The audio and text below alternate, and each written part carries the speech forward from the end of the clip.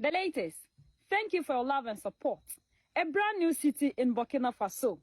Our all in all, our savior, protector, the unifier, the most loved, Captain Ibrahim Traore, is building a brand new city in Burkina Faso.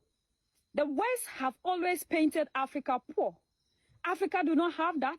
African cannot do this. But in actual sense, these people are the hindrance to our progress. They try to make sure that where we are, we never rise up by giving us leaders that cannot help us to progress. Now that we have found a very unique and a true son of the soil, we are seeing changes that is shocking the West themselves. Burkina Faso, as these people projected it as a poorest nation, that they are the ones giving us aid, and the Burkinabés are surviving, and all Africans are surviving because of the aid that they give to us. The true leaders are showing them the difference. Something that they have never imagined is about to happen in Burkina Faso. This city is an amazing, beautiful, and wonderful.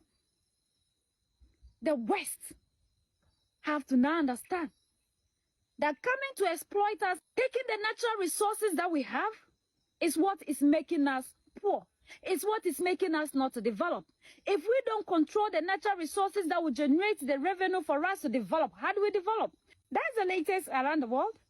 In Africa, West Africa, and in Burkina Faso. Under the resolute leadership of President Ibrahim Traore, Burkina Faso is not merely planning a city. It is signaling the end of Western dominance and the rise of African sovereignty. The Renaissance city is more than just bricks and mortar. It is a revolution, a giant middle finger to the West, a declaration that Africa doesn't need foreign aid, approval, or influence. Africa will build its future, and the West can do nothing. No one can blame Africans for assuming that the rest of the world has very little interest in their continent, except maybe for extracting natural resources like gold and oil, or buying weapons and counterterrorism. Former U.S. President George W. Bush famously referred to it as a nation instead of a continent with 54 very diverse countries, each with its own unique interests in history. President Trump had awful things to say about Africa. For too long, the West has profited from Africa's resources, labor, and ingenuity, all while spreading false narratives of saving the continent.